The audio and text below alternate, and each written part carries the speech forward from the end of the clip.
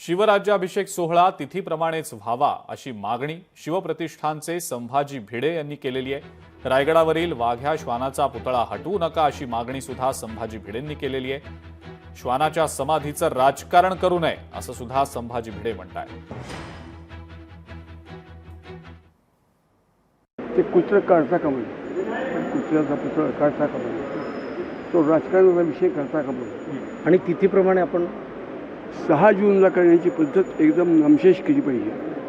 आपण अजूनही 76 वर्ष झाली तरीसुद्धा आपलं मानसिक सगळं अधिष्ठान अजून ब्रिटिशांच्या स्वाधीन ठेवले। तिथीप्रमाणे महाराजांचा राज्याभिषेक झाला, तिथीप्रमाणेच त्याचा स्मरण दिन किंवा वाढदिवस व्हायला पाहिजे। 6 जून बंद केलं पाहिजे। दरम्यान संभाजी भिडे यांच्या या वक्तव्यानंतर राजकीय वर्तुळातनं जोरदार टीका होतीये। काही प्रतिक्रिया या संदर्भातल्या पाहूया। या जो आम्ही लहानपणापासून शिकलो तो मोडून काढायचा आणि नवी व्यवस्था निर्माण करायची असा प्रयत्न काही लोक करतात। आजपर्यंत छत्रपती शिवाजी महाराजांच्या बाबतीत आता शिवराज्याभिषेक सोहळा याचं दुःख वाटण्याची काय गरज आहे?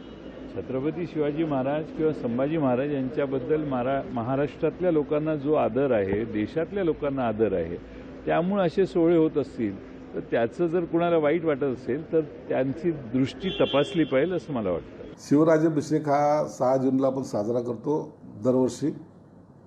आता तो तिथीप्रमाण झाला पाहिजे। मला वाटतं यामध्ये दरवेळेला वाद निर्माण जे होत आहेत त्यावर सरकार गांभीर्याने विचारही करते, त्यावर मुख्यमंत्री निर्णय घेतील, परंतु असे वाद होऊ नयेत अशी आमची मागणीसुद्धा आहे। राज्याभिषेकच काय, शिवजयंतीच काय, ही दर दिवशी साजरी करण्यासारखी आहे, म्हणून याच्यावर तारखेवर बंधनं घालणं मला वाटतं आजच्या घडीला योग्य नाही आणि त्याच्यावर मुख्यमंत्री निर्णय घेतील एवढं मात्र नक्की।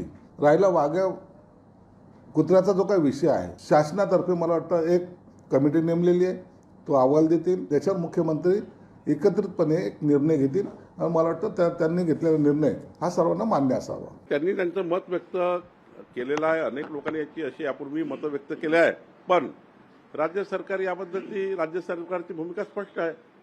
राज्य सरकारने निर्णय यापूर्वी घेतला आहे। लोकशाही मराठी ऐका, पहा, जागरूक रहा।